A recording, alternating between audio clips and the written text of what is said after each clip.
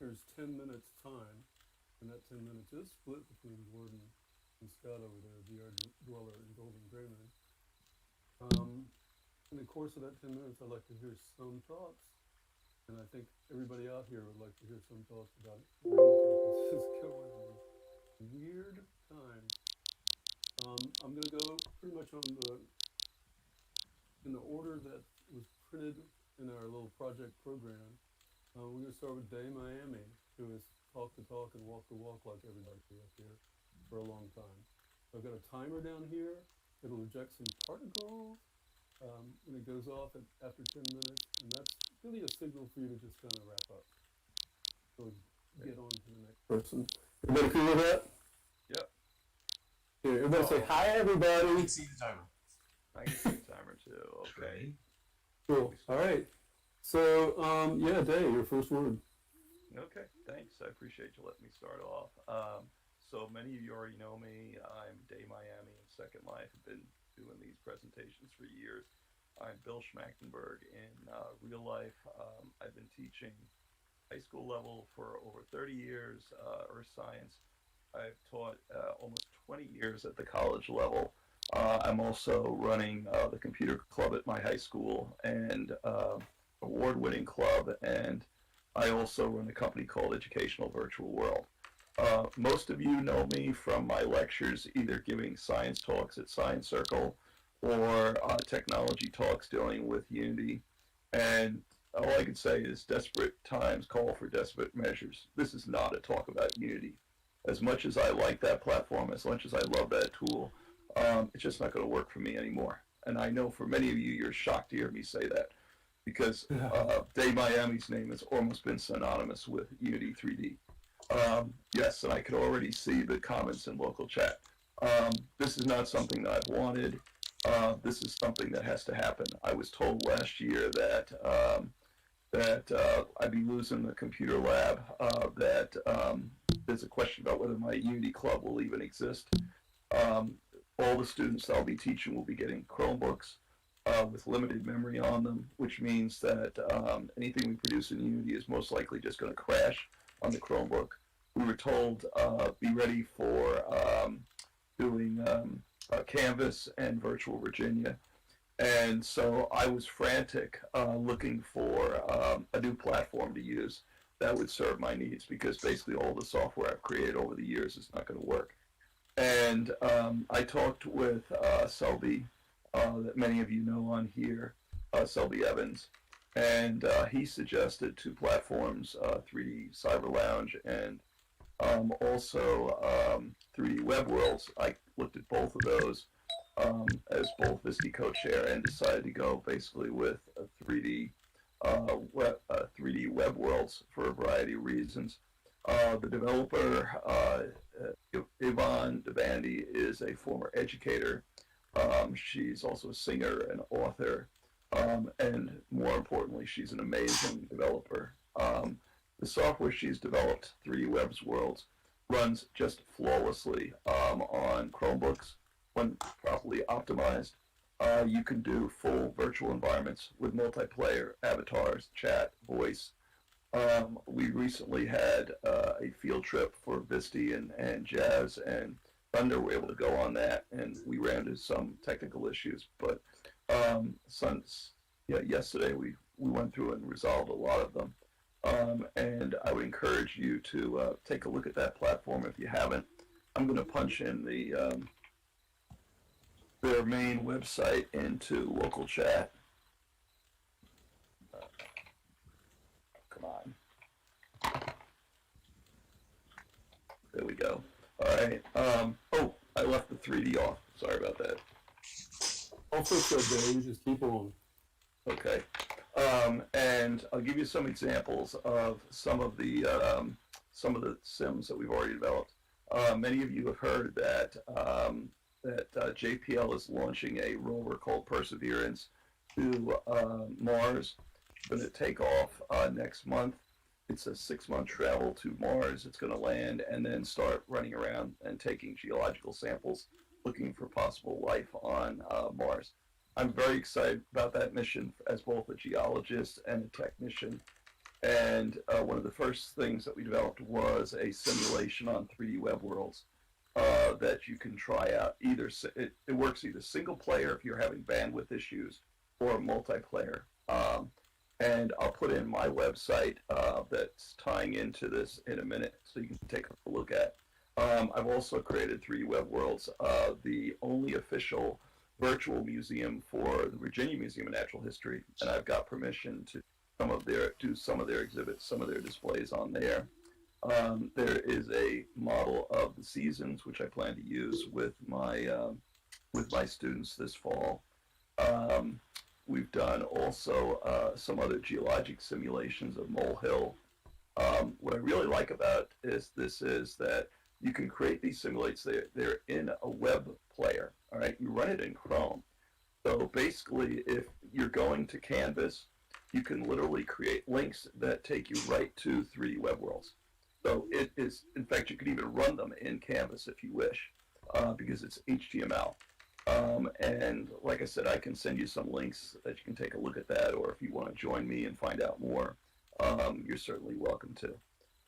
What I like about it is that this is a 3D environment. You can send students out, you can have them collect data. So for example, on the Jezero crater, it's called Jezero crater, is the landing site for the rover Perseverance. You can have students log in, and one of the things that Mr. Vandy has done is, as soon as you log in as an avatar to the Jezero crater sim, you automatically ride a rover around the site. And we've downloaded the exact landscape for Jezero crater. So you land in the channel, for those of you that are familiar with this mission. You land in the channel, and then you drive your rover around this fan-shaped delta that's there, that's made out of dolomite, collecting samples, collect data. You can you can collect elevation data, geologic data, so students can put together profiles, both topographic profiles, geological profiles, which is the only way that I've seen that you can get this data. So there's a lot of opportunities here.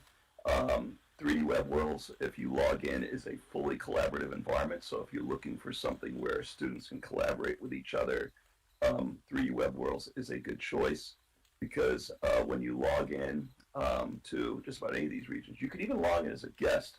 I did this the first time, and get an avatar and get voice and do chat.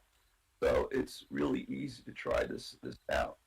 You do have to optimize the regions, and I've gotten a crash course in optimizing them so that they run well. Basically, control the texture, same old story, control the texture size, control your vertices.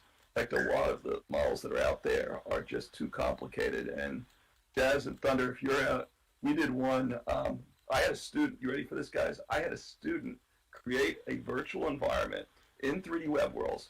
She was on a Chromebook at home, limited bandwidth. She was on Google Meet with voice. She logged in and she created a virtual environment on a Chromebook. I was shocked she pulled it off. The problem was that some of us tried to log in, and there's just too many vertices on some of the models she downloads, so we're going to have to simplify that. But like I said, some really, really cool stuff that's going on with 3D Web Worldz. The other thing that I'm going to throw in here is my website, which I've just recently redone. You know me, I used to be into the iOS, making iOS apps for Apple. I'm going to most likely be leaving that. I'm not able to update the apps that are there. So I'm going full bore from Unity and app development into web-based worlds like 3D Web Worldz. So like I said, if you go to my website, you'll see an example of a screenshot of the Jezero crater running on a Chromebook. And I think that's it. Does anybody have a question? Yeah, I may do some virtual reality stuff for the museum, but that's pretty much, I wanted to do virtual reality and then the virus hit. So we're going to have to wait for that to quiet down. And I got a minute, 11 seconds for anybody that wants to ask me anything about 3D Web Worldz or try out OpenSim. I think you're going to like what you see there. We'll also have time for questions, I'm thinking, at the end of this, so maybe we'll just Okay, jump right ahead. however you want to do it. Sound good? Interactive sort of guy. And Let's so, say that everybody put your questions in chat, and we'll revisit them at the end of this. That sound good? okay. Somebody else can have my 50 seconds then. We're going to stick to 10 minutes, dude. Okay. All right. Now to do this time with Valibrarian Gregg, who's, everybody knows Val. Thank you. Good girl. Okay, well, you know, I'm the director of the Community of Virtual Library. A lot of librarians paved the way through ISTE for virtual world librarianship, and it's still a new and evolving thing. And, you know, I bump into Selby everywhere I go, and Dae has been exploring a lot of the platforms I've been exploring. And recently, I did a presentation for the Nonprofit Commons where I serve on the board. And that presentation was on so many worlds, so little time. You know, our main branch is still here in Second Life. Second Life is an awesome, awesome virtual world and environment for learning. But there are so many other worlds, you know, coming on the scene. And as Dae just said, the web-based worlds like Cyber Lounge and 3D Web Worldz, they're great for new educators that are coming in that may not have the equipment where they can download a viewer, download, you know, different things that you need.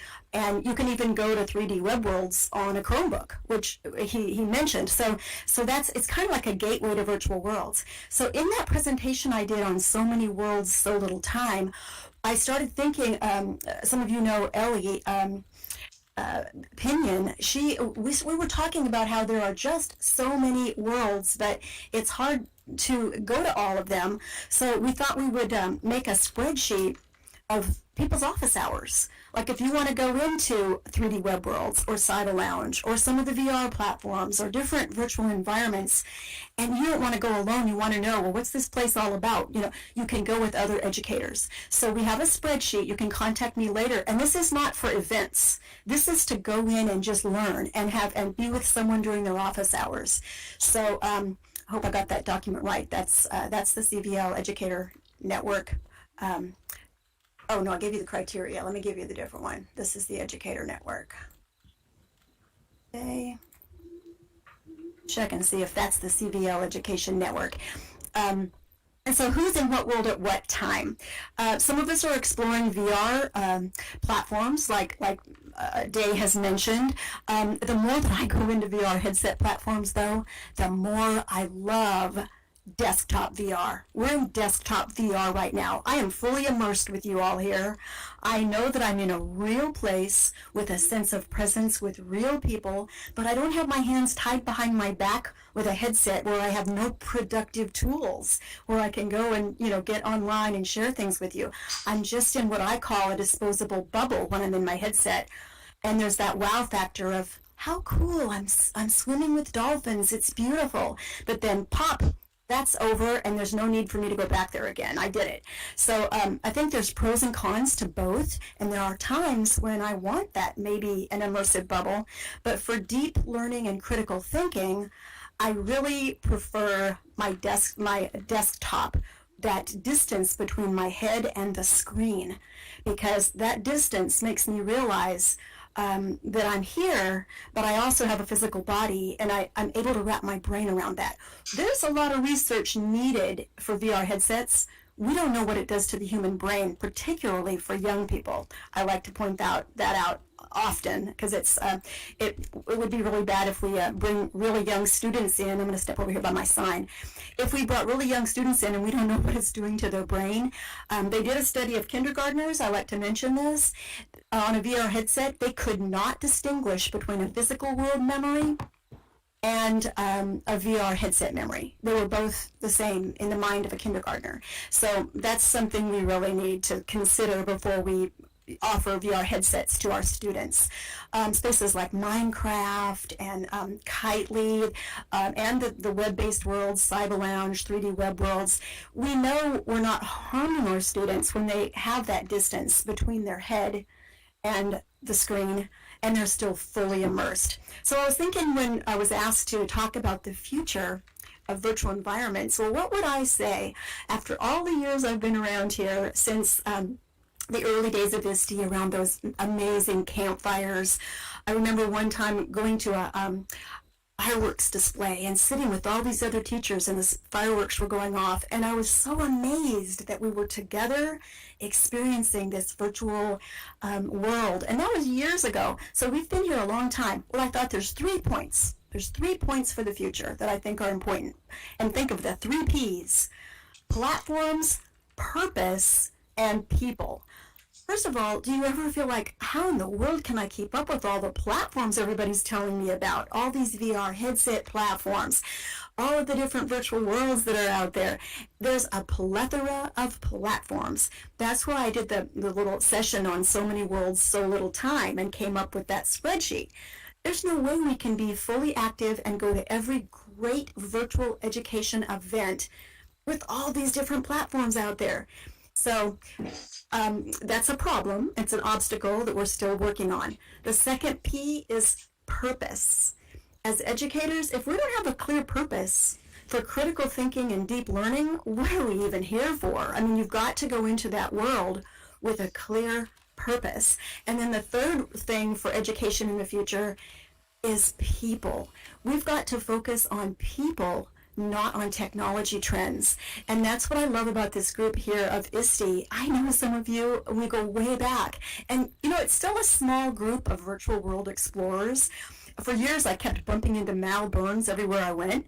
And now, you know, I bump into Selby everywhere I go. I've been bumping into Dae. I go with a lot of librarians sometimes, and we bump into the same people in these virtual platforms because as the group is called, the Virtual Pioneers, we are virtual pioneers. We're still early adopters of what is inevitably just coming on the landscape for learning. And some people are just now entering that landscape. So we need to really have a clear vision about the platforms, the purpose, and the people. Because I don't know about you, but let me ask you a question. Have any of you ever learned a new technology tool? Like one day I spent all day with this IT tech teacher showing me how to make a GIF, I call it a GIF, I'm not sure how you say it, of a little flower blooming.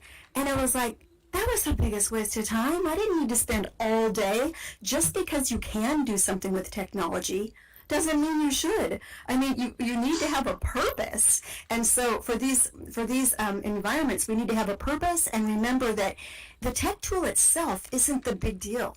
It's the people and the purpose.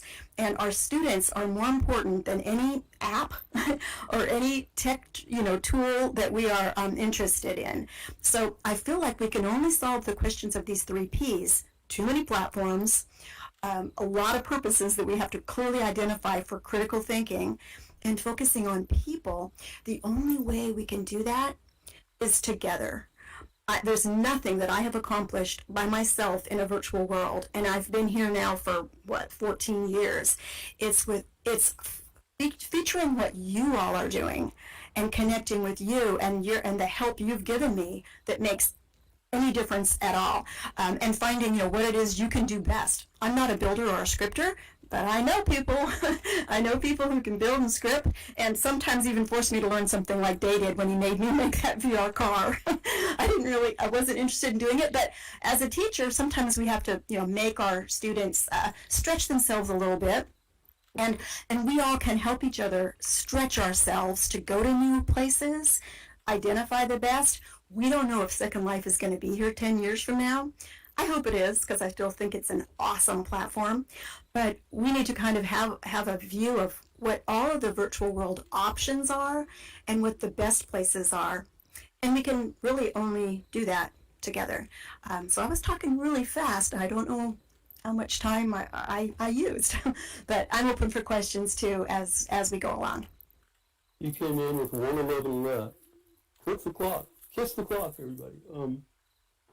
I think, Val, that was very inspirational. Thank you. And Dae, you did a great job. I can't wait to hear from Rhiannon. I'm going to go here, reset the timer. We are kind of racing through this, and I want to thank you guys for doing so. Okay. Gives us more time to talk later, too, which is good. Exactly. So, hello, everybody. I know a lot of you, of course. I'm Joyce Betancourt, and foremost, I come at all of this virtual stuff as a designer and a technologist. So I'm kind of the supporting cast, really, to many of you over the years.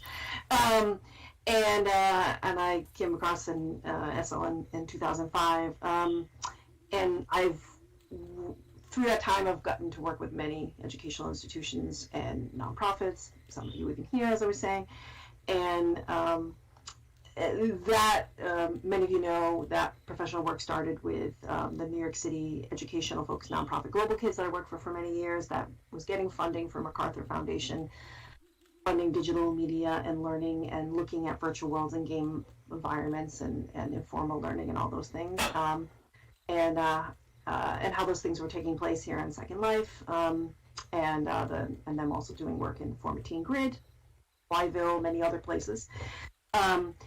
And then I also have a sort of a dev group company. Many of you know Franz Charming. He's my collaborator through the years on that. And we've worked with other educational institutions, Arizona State University, the World Bank, lots of things in between, and the Field Museum, all kinds of cool things.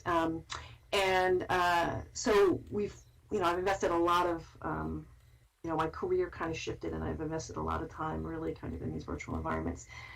And that, of course, kind of led me to co-found the nonprofit Avacon, which, again, many of you know too,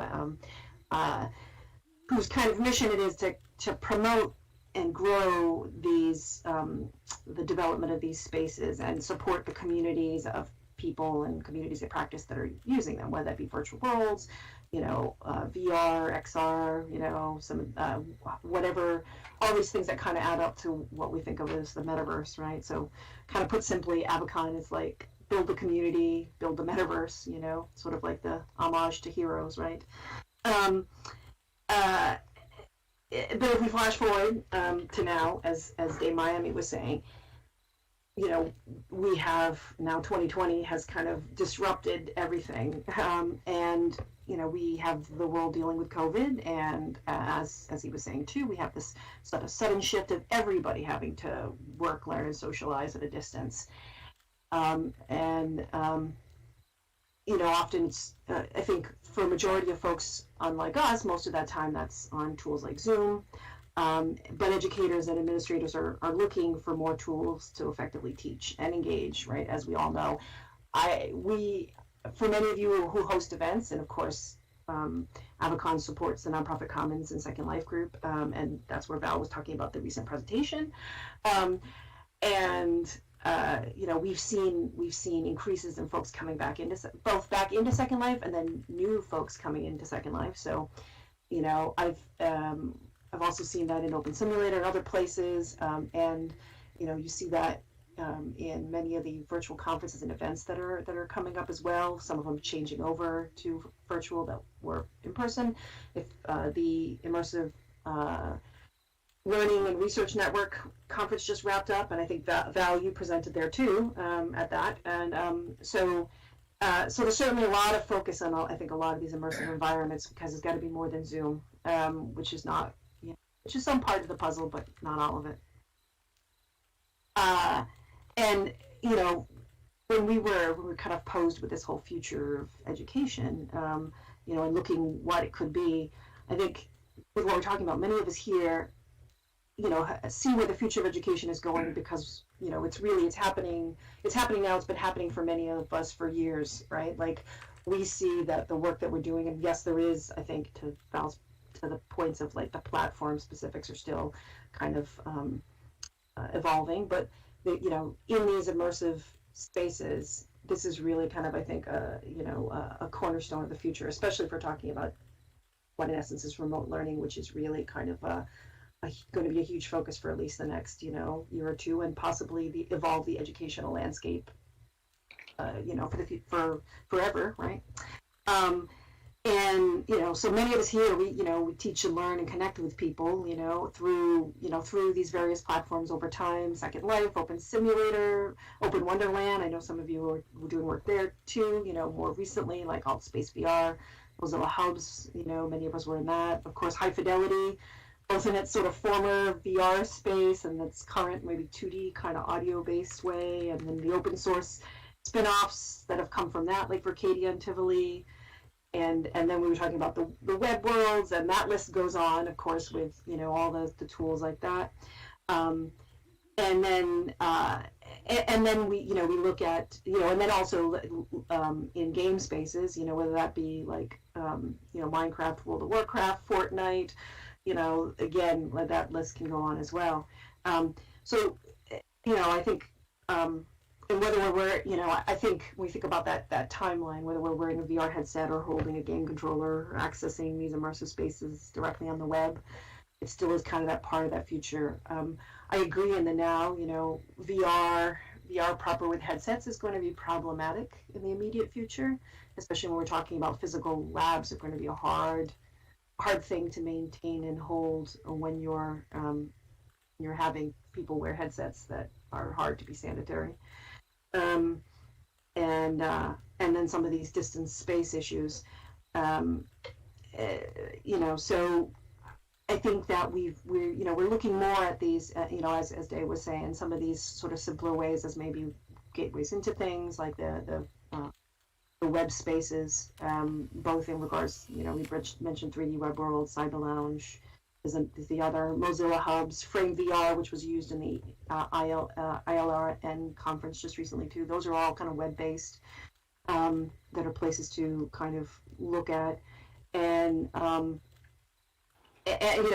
as so that's kind of a good kind of landscape of everything. And then as I think as Valerie was saying, this whole people and purpose thing is very important, and it certainly kind of revolves around the work that I do, both on the development side of things and then also on the Avacon side of things. And how do we, regardless of platform, kind of keep that focus on that? Recently, even on the Avacon side of things, we had an educational school come to us, Lauderhill STEM. They're actually out of Broward County in Florida. And it was kind of a simple ask in a way, like, more a social piece of the education process that was lost, right? They actually wanted to have their kids get together for some of those end of year prom and other interactions that the kids didn't have, because they were having them learn online. So we actually threw a prom and open simulator for them, and we collaborated with some of the ISTE VEN members, included Grin Jumper and Serena, of course, and Helena Galani.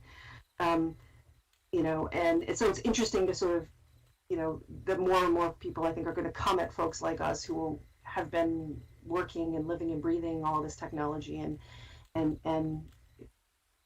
think in that guiding folks of where they can kind of take their technology and what they can kind of, how they can implement these things, I think is important for all of us to discuss.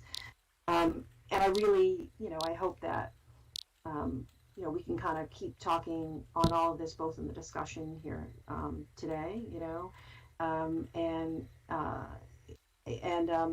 the other thing that last little kind of point that I wanted to bring up too is that beyond the people and purpose, I mean, I think the other part of this distance learning focus that's happening post-COVID is, I think things like accessibility and like the digital divide are more important than ever, when folks, as you said, like between bandwidth and devices, may have a hard time accessing spaces. So I think you always have to be cognizant of that when you're developing your technology kind of plans for your education programs, and whether that be like what Dae was saying, you having to go more towards a web thing, or even in the case of when we were working with the folks at the Lauderhill School, they were kind of begging, borrowing laptops for students, to participate, and sometimes it's a hard thing. So I think, how we can work towards towards those things, which are kind of things too, are very important. So I think with that, I'll kind of wrap up. Of course, always feel free to friend me and reach out to me, and I'll give you guys some my email and a link to actually Avacon's Discord channel, which is a great way too that we can keep chatting. So thanks all.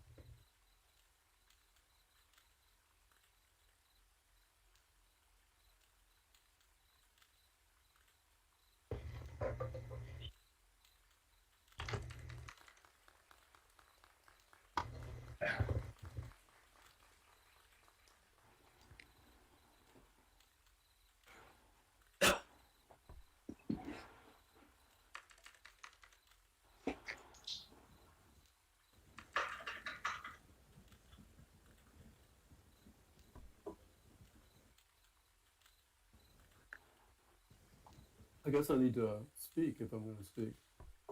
Thanks so much, Joyce. It's great. Reset the timer, and we're going to keep going. Give you guys as much time as you can.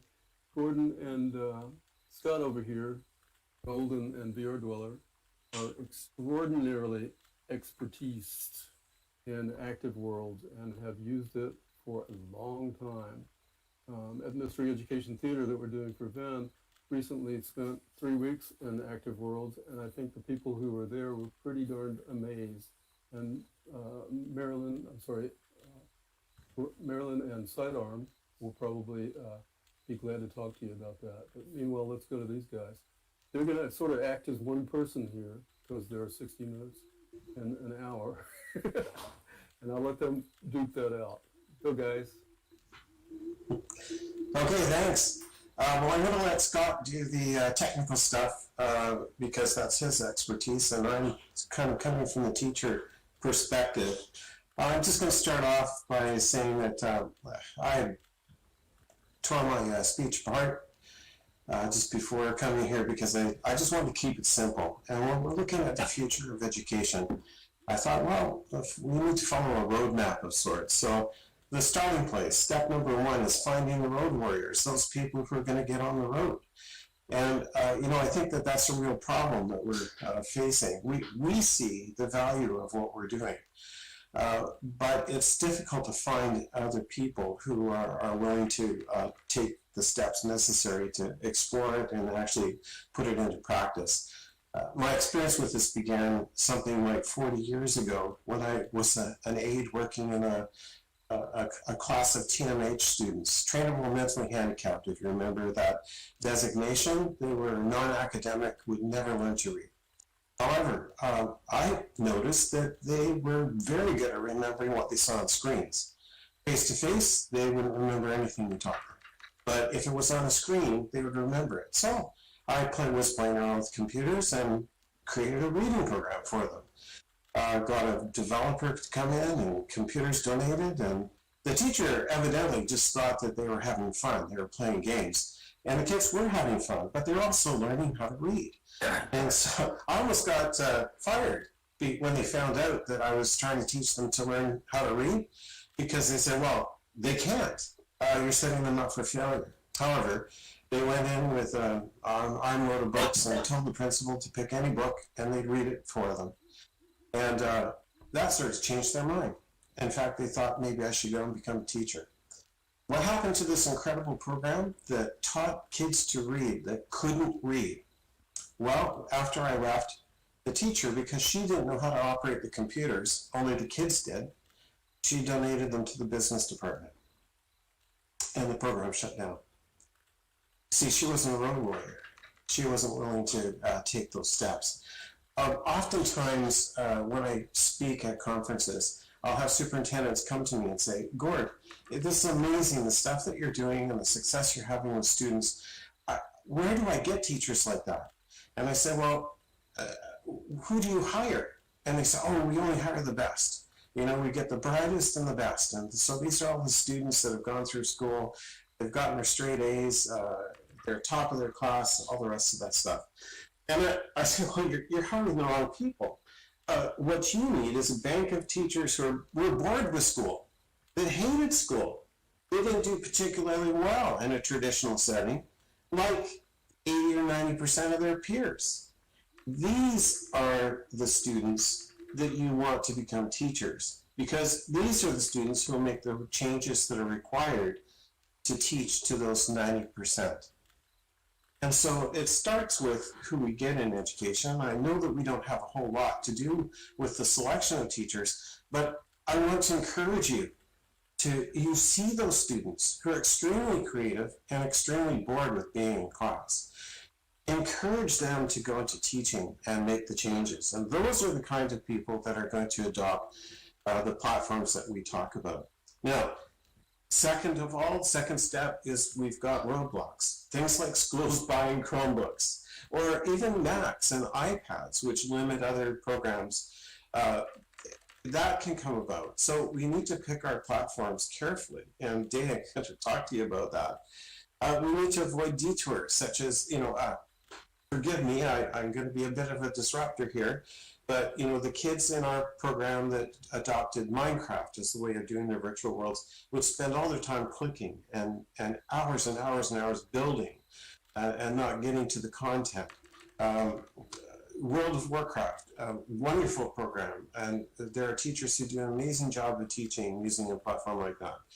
But then for a lot of kids, when they get the program outside of school, they don't use the school one because that's work rather than fun. So we need to be aware of those potential detours. We need to provide opportunities for creativity. We've got all kinds of amazing programs like Unity, visually very beautiful and all the rest of it, but can the kids build in it? It's my contention that probably later on in life, in grade 10, 11, 12, it's ideal that they learn how to build and use that platform. But early on, it might just be that it's just becomes another passive learning tool rather than an active learning tool. There's potholes in what we do. Security issues, such as, we do have kids that have gone into public Minecraft worlds, and not just Minecraft, but other ones as well. Roblox is another one. And then kids come in and destroy the project that they've worked on for months. And it only takes a couple times for a teacher to run into that kind of a problem before they're never doing it again. Second Life is problematic for a lot of families where the kids are curious. And so we go to great efforts to wall off their experience in Second Life to make it age appropriate.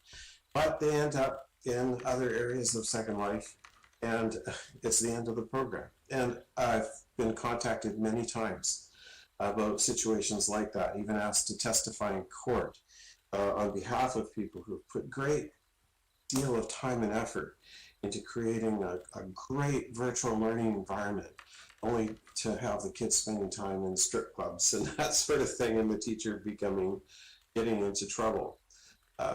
Difficulties avoiding that, but things that we have to do, look at. Transportation costs for going on a road trip. Despite 3DU, the program that we use, meeting all the previous criteria. I mean, I've set the standard, the bar really, really high. And we've got this program that does all of those things, that attends to all those considerations. And it's virtually free. But it just got canned in favor of a Rosetta Stone type program where scalability is an issue. We had budget cuts. So we want one teacher working with hundreds of kids rather than one teacher working with 50 or 60 kids. So these are all the kinds of challenges that we're facing. Even like ScienceBase. I don't know how many Unity platforms. Dae, it feels like we're back where we were 6 years ago. Am I right? Where we're looking for the next best thing. And I've sat in on many meetings with Unity groups that are starting up, trying to give them the advice that they need, but they don't get it. It's just so unfortunate. So where do we start, in addressing all those challenges on this road trip? Well, the pandemic has helped to highlight some potential advantages, and we've managed to move some teachers off of the classroom experience into Zoom. But what we do is less intrusive than Zoom and has some real advantages to it. But I suspect that VirBELA programs like that are the next thing, and some of the things that have been mentioned here. that are web browser based. It remains to be seen if they meet those other criteria or not. But I think that that's probably a starting place for a lot of teachers to move from Zoom or Skype into a virtual environment where they don't really have to learn much. Because sadly to say, I've got 3,000 contacts on LinkedIn. And these are all people that are interested in education in virtual environments. Do I get any follow-up? No. I get lots of interest, but the learning curve, is difficult for people. And just the idea overwhelms them at times. Oh my gosh, I didn't realize I was hoping to be like 4 minutes and leave time for Scott. And here I've used up all my time. I hope we can give some time for Scott to talk about, I know that Active Worlds is looking at developing a new program that's coming out. It already can house, you can have 400 or 500 people attending conferences at once. But I'm going to hand it over to Scott, and I hope that you'll give him 5 minutes to talk about where the development is going with Active Worlds. And that's really a program that would be worthwhile you looking at. Yeah, I think, Scott, you just talk, you tell us what you need to tell us, and I've paused the timer. But we'll probably use the timer on James. So you go. Well, I won't take much time. I just wanted to let people know. First of all, I'm actually not a certified teacher. I'm really. This is really from the point of view of a designer, world builder. Although I did get a chance to see what it was like to actually be a certified teacher when I was told in my last job with Gordon here, Golden at Greymoon, that I could teach an art class. They called it art. It was 3D art. And basically what it was something that I've been doing my entire 22 career as an Active Worlds member. And that is teaching people how to use the platform to build. And suddenly I was actually getting paid to be an art teacher. And we had 12-week classes for several years. It was wonderful. The nicest thing that I like about the granddaddy of all of our 3D platforms, Active Worlds, they just, last weekend, they just had their 25th anniversary when they first opened. And I've been there for 22 years. But I started in 1998, and I just, right away, I learned how to build. And I started telling people that I met there that, come to me and I can show you how to build. It's not that hard with the Active Worlds technology. And I got it down to about a 10-minute session, and I could teach people 90% of what they needed to know to start building because of the ease of use that we've got in Active Worlds. Now, of course, Active Worlds being the first, actually, of all that was successful, it was pretty primitive back in those days, and it was easy enough to teach. It's by far a lot more graphic. In fact, it rivals even Unity, in my opinion, in a lot of different ways. If you look at our card down here, there's several videos on there, and I'm trying to remember which one. One of them has a video of me walking in front of an actual working mirror on the wall, which is really fun. We've had that for a long time in Active World, but I'm starting to digress now. Active World still is kind of in the past as far as the content it uses. We still only use formats called renderware and TrueSpace. And you folks here that know about content, pretty old stuff. And but we do use DirectX for our custom avatars, which makes them pretty much like it is here in Second Life and any kind of Unity. But the really great thing about Active Worlds is the CEO at there, Rick Knoll, is now. The rumor is we're going to be going to a new version 7.0, and probably about the beginning of next year. And they're going to bring in many other different 3D formats, because that's what people have been clamoring for, the designers and the builders in Active World. And once I'm excited about that, because I'd love to see more things that can be done, you know, with the platform. But what was really funny about it is people who would come to me and they would ask me for help. Very few adults would come to me. Very few grown-ups, I should say, because you can be 18 and be a grown-up. It was only the kids that really enjoyed coming to me and being instructed and coming back, you know, for more and more and more. It seemed like, and I know how they feel. I know how the adults felt. You feel like, you know, I don't want to bother them. They're afraid to try something new or just try anything.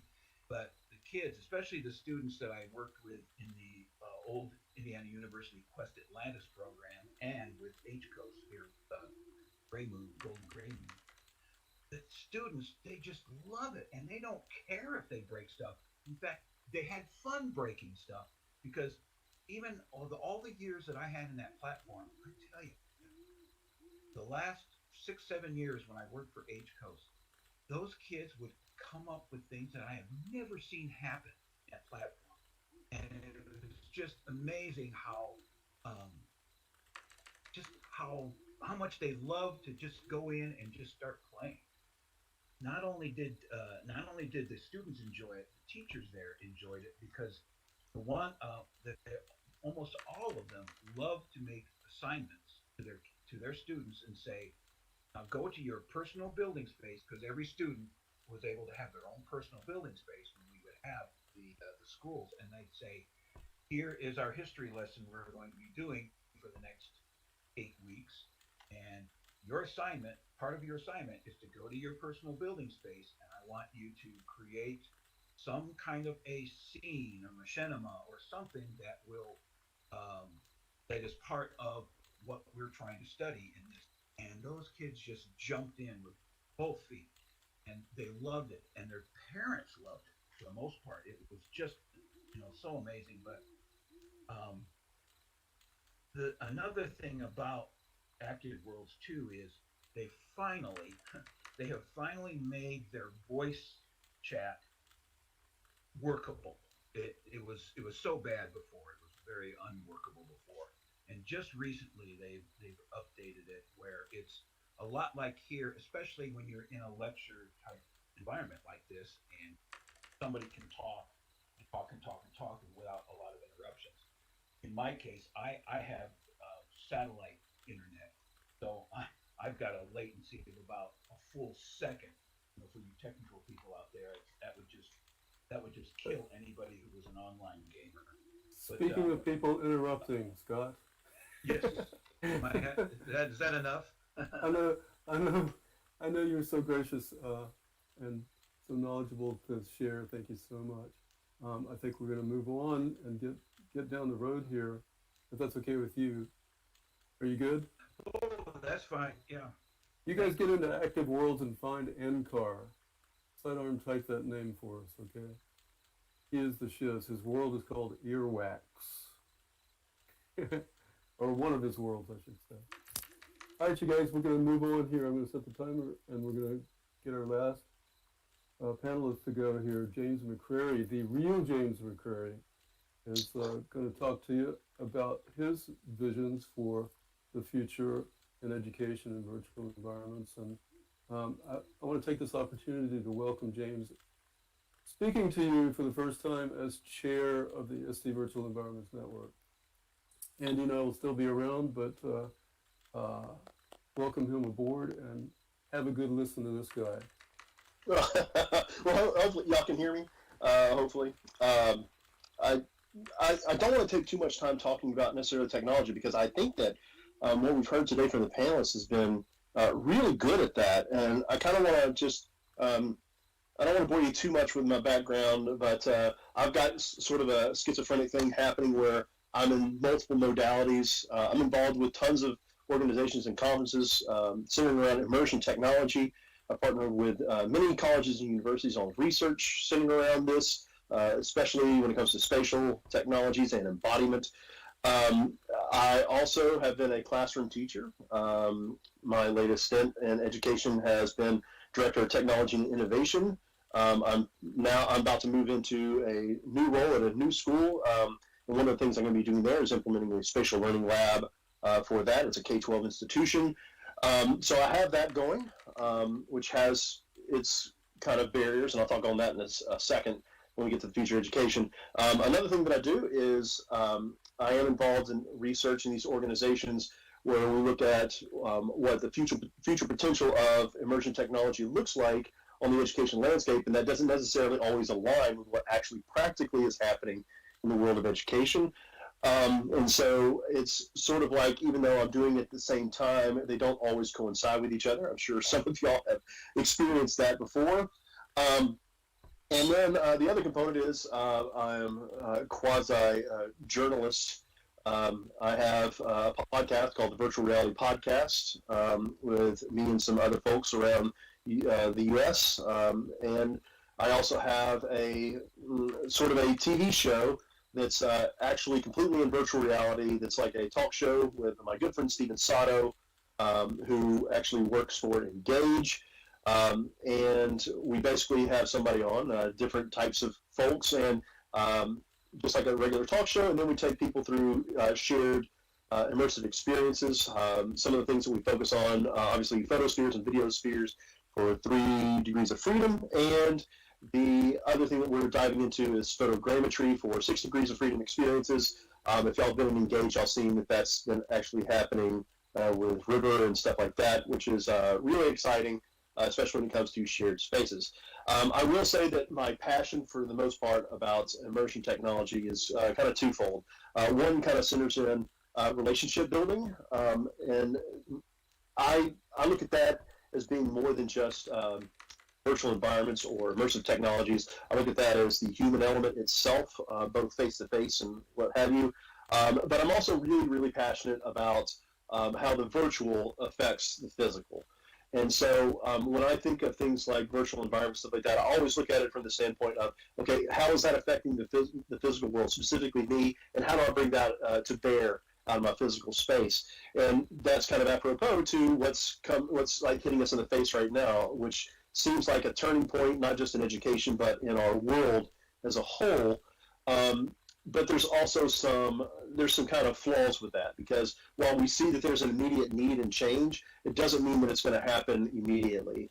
It's kind of a slow boil.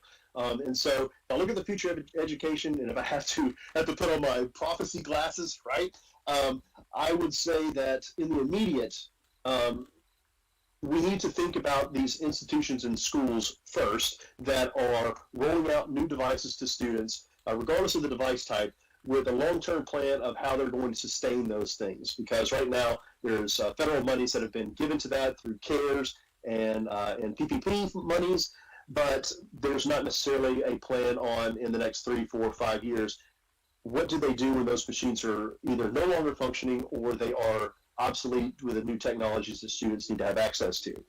That's the immediate thing, and that's why I say we're not really at a turning point, because of things like that. The other thing is, and somebody had already mentioned on this panel, is access throughout the world to the internet, right?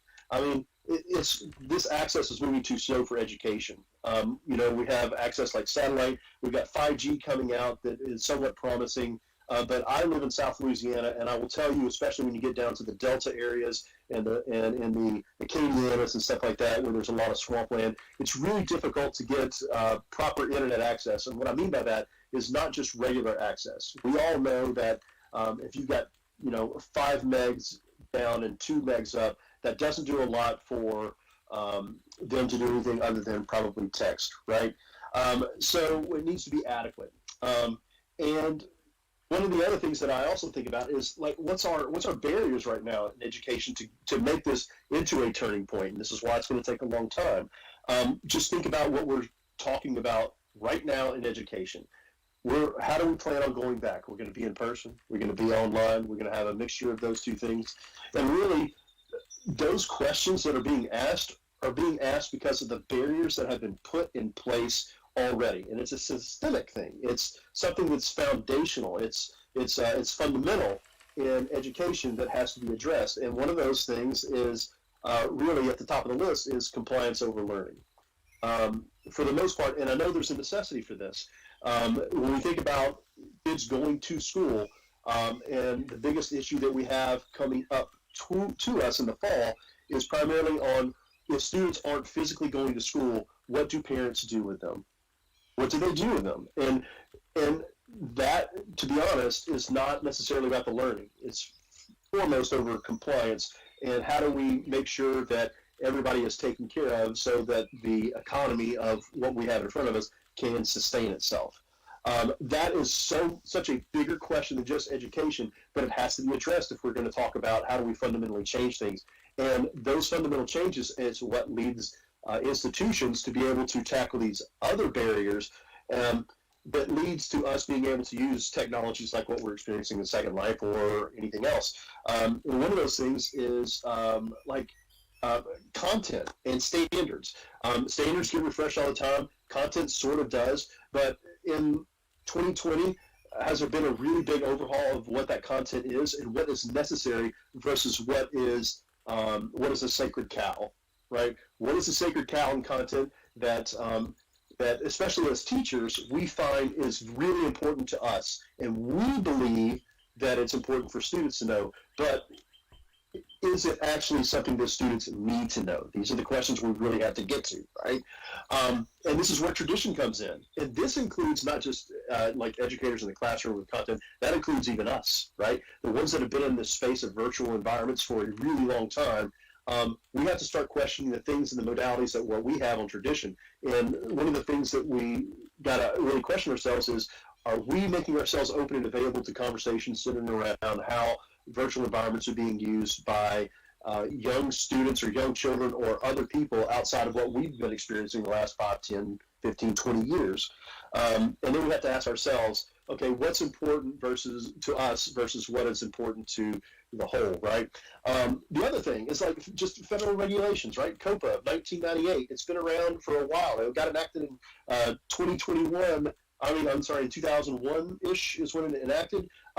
This federal regulation has since started down a path where companies and vendors are now trying to figure out, okay, I can't do everything that I need to do to be COPA compliant because of what is in front of us. And so we're just going to say, if you're under the age of 13, you can't use our tools, especially when it comes to things like public schools, and they are receiving federal monies, or if it's private school receiving federal monies, these things can become a real hindrance. And I don't know if y'all have actually looked at the TOS for even Second Life. I think you would be really surprised. I'm not saying that everybody enjoys going to read these long TOS or privacy policies, but these are the things we really need to start addressing. And it really doesn't start with getting companies to be COPA compliant. We really need to start thinking about things like what the GDRP has done overseas and how that could actually play a bigger role for us here. The other thing is this idea of ownership versus collaboration, right? We all, as humans, talk a really good game about wanting to work together and things like that. But sometimes, and this is what I have seen, is when, I'm guilty of this myself, when somebody comes into my sphere, my space, things that I've been a specialist at for so long and stuff like that, and they come into the space and they have ideas that challenge, and also maybe they actually get credit for something that I've been saying for the last 10 years. And I know my time is almost up, but I know that I have a tendency to think, well, no, I've been saying that for a long time, and it's important that I get recognition for that. And so I see this battle between ownership versus collaboration. Sometimes you have to let it go. And the last thing on these barriers I'll talk about, and I do want to talk about just a little bit about like a little glimpse of the future education. And forgive me because I know I'm going over, but is grade levels by age, I think, is a construct that was developed out of a necessity of basically maturity levels and socially appropriateness. I think that we have discovered, especially in the time of remote learning, that those barriers actually don't exist. So this idea of differentiation that sends teachers into a spiral with how do I manage something like that, that kind of goes away when we start redefining what grade levels are and stop thinking of it by age and more by ability, right? And what goes along with that are things like grades, and I don't want to jump down that rabbit hole too much. But I do want to talk about maybe a glimpse of the future of education. And really, when I think about the future of education, I want to think about the future of humanity, right?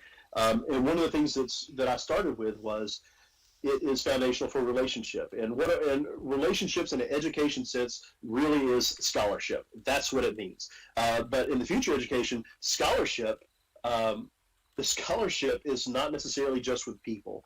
We're in a day and time where machines, deep machine learning, and even the emergence of AI is coming up. So our ability to work with people and machines is going to be foundational as humans and also in education. And so what does that look like? We talked about VR, head-mounted display, HMD VR. We talked about AR, stuff like that. But really, imagine this, because if those of y'all who are junkies and you watch things like the WWDC and the platform stake, thank you, Side Arm. Yeah, we're going to go as long as I want because I'm the boss. No, I digress on that. But I think about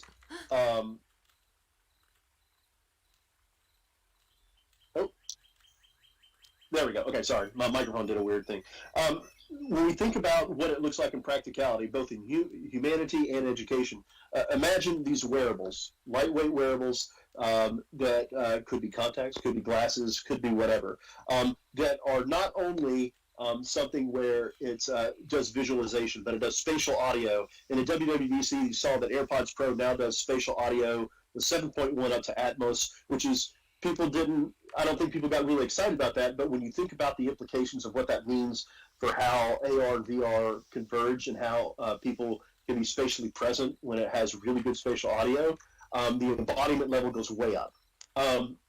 So imagine you're sitting in your living room, got your couches and chairs sitting around, you're by yourself, you put on your glasses, your contacts, and all of a sudden, using AR technologies, you've got 3 or 4 friends or peers or whatever that show up in your same space that are represented in those areas. They look like they're sitting there. They're sitting in their own homes.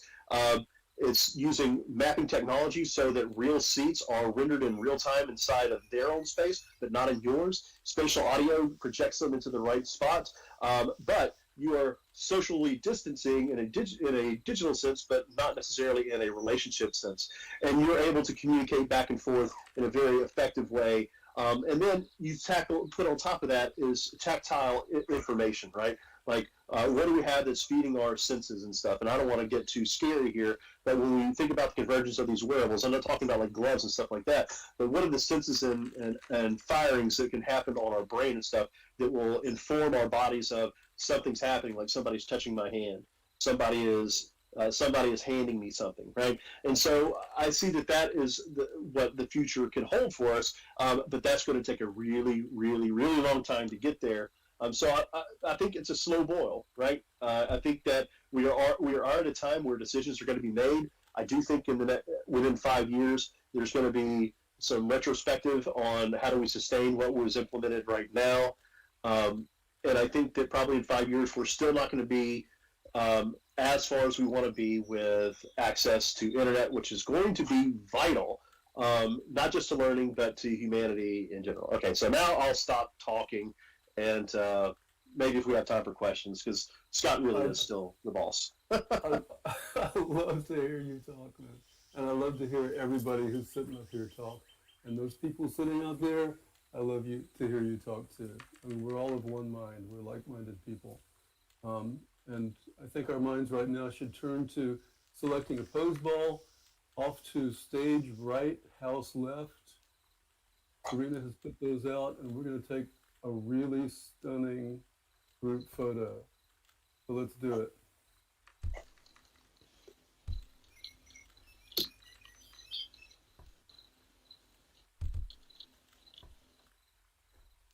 Right now, Serena is the boss.